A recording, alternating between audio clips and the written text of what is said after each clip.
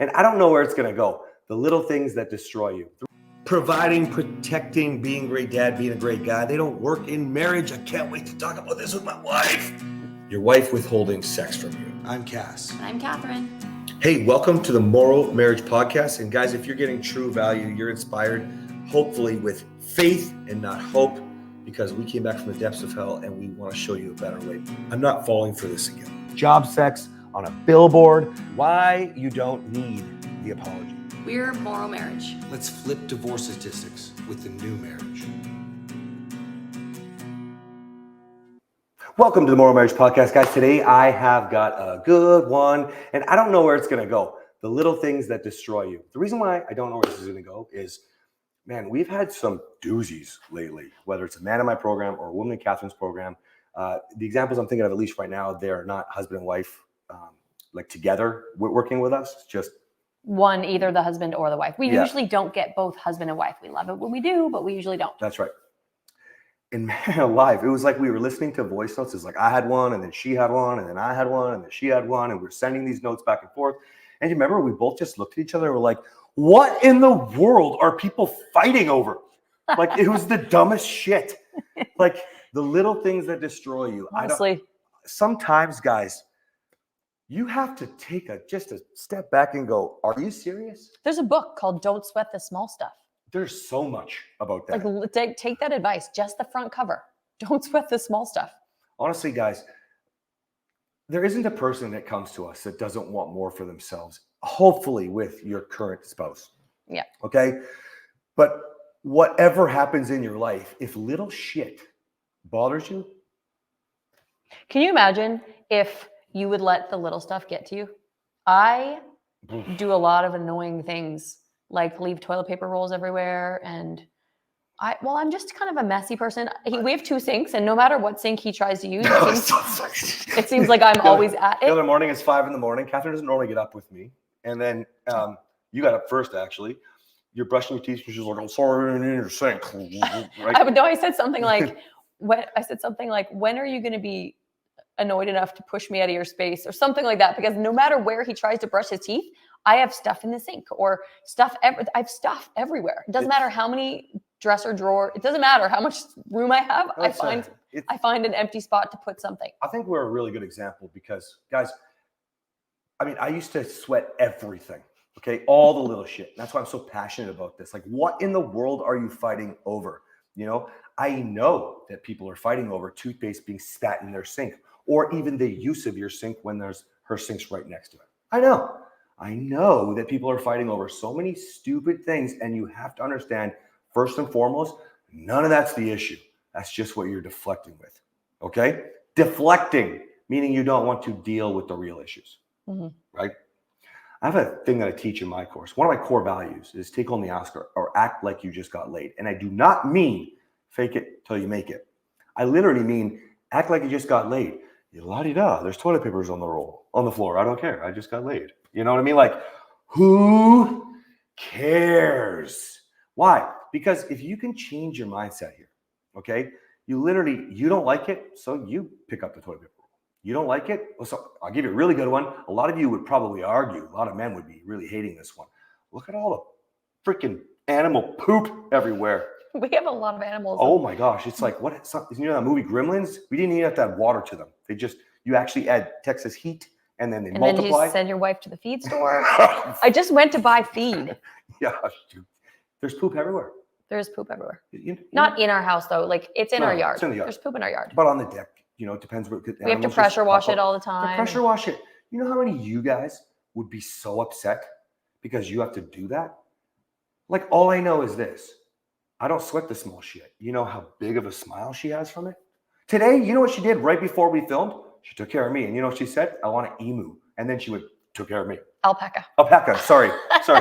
I was distracted because afterwards was a lot of fun because I don't sweat the small shit.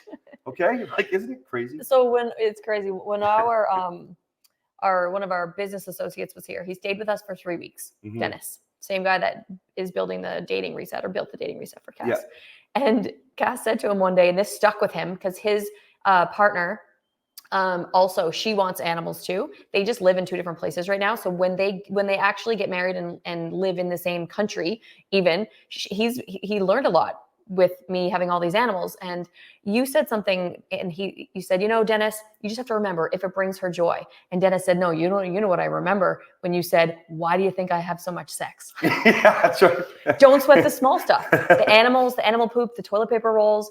If it brings your wife joy or it brings your husband joy, don't let stupid things like that disconnect you, because you know what? You can clean up the animal poop. You can pick up the toilet paper roll. You can do all of those things. But if you make it a big deal, then no, you're not going to be having sex. No, you're not going to be having intimate conversations. Women, you want that emotional security, that emotional safety, that emotional intimacy where you feel like a team. Then who cares how he loads the dishwasher?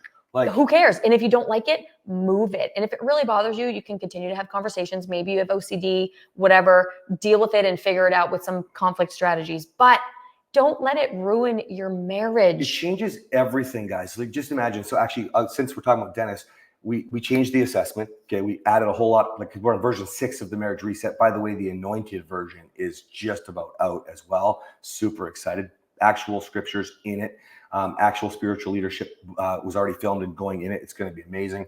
But Dennis also, we changed the assessment because he said, I want more guys to be flirting with their wife, non-sexual and sexual every day. And I said, that's brilliant. Let's put it in there. You know what? Because they need to be held accountable for it. Do I flirt with my wife, non-sexual and sexual?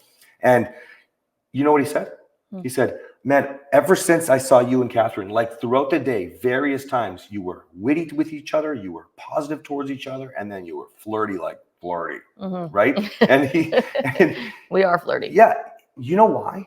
Because we don't sweat the small shit. We use conscious energy and push the positive towards each other. That's right. And you guys need to recognize that it's not perfect. We do get annoyed with each other. Sometimes he'll get annoyed with the animal poop, but it's valid. I can't get mad at him for being annoyed at the animal poop. It's annoying. I don't want to clean it either. We have to clean it. They're not even his animals mostly. That's right. Ducks are yours. I really like the ducks. Yeah, the ducks are yours. Yeah. But so we had to save a duck.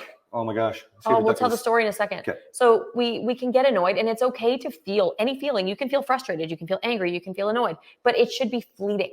So he probably loads the dishwasher better than I do if you ever load it, which you don't really do, but because that's how little I care. I don't care. But if it's a dishwasher thing where your husband, you're just really annoyed, it's okay to be annoyed, but then maybe just let him know that you're annoyed and let him know what you'd like him to do better, and then let it go. And if he continues to do it, let it go.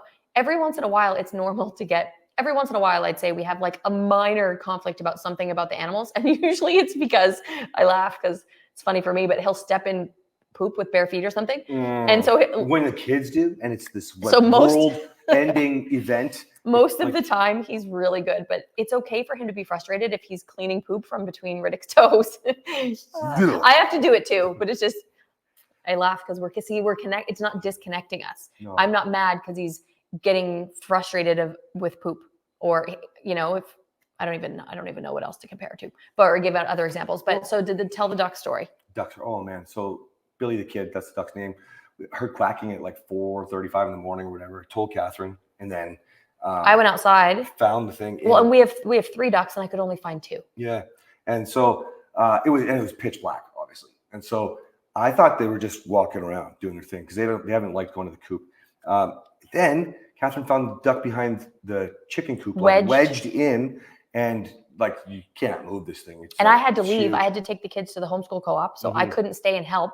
I literally had to like climb into the chicken coop and nesting box and take boards apart, pry the coop away from the fence with whatever, and then I had to like pull the duck out gently without trying to like hurt him, yeah, because he was really stuck. And then you know what, that cute little fucker, he didn't even thank me. He just ran off.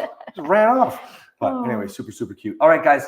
Wait, one last thing. When I was coaching the men yesterday or whenever I coached them, I brought this situation up, and Dennis stopped and said, guys, what you need to recognize here is that Cass probably did this without any resentment. He just went in there, saved the duck, probably did it with a smile on his face to help his wife, to help the duck. Because if you don't, he's not going to be the hero if then he yells at me because the duck got stuck. I did say, oh, fuck, because I put my knee in chicken poo. Right. See, I'm not annoyed with him because he got frustrated at the poop. There we go. Yeah. Okay, there's your lessons, guys. There's your lessons today. All right, we'll see you next time. With an alpaca.